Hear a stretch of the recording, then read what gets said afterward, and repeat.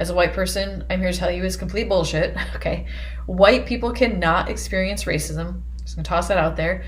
And then the other camp is that white people can't experience racism, and it's only white people, because they have power, who practice racism against people of color. And both of those things, both of those perspectives, that whites can experience racism because everybody does, and that whites can't experience racism and it's only whites against marginalized populations that practice racism, are false.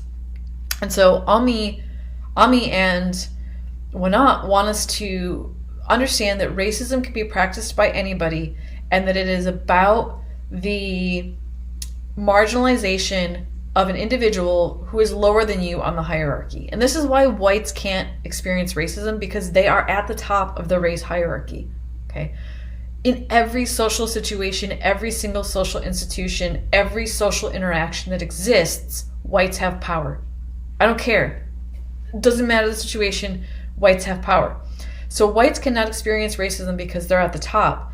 But that doesn't mean that they're the only ones who can practice racism, because again, you have a hierarchy, and if you go through, and I could ask you, or I could say, tell me what that hierarchy looks like, you probably know.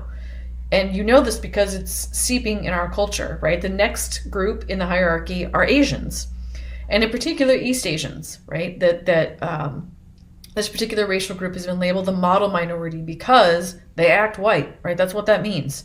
And so you can have somebody in the model minority category, someone who is of Chinese descent, for example, discriminating and stereotyping somebody who's black, and that's racism. Why? Because they have more power than black people in society.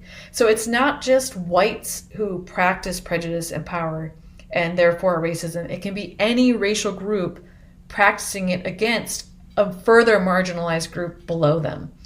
And there's no such thing as reverse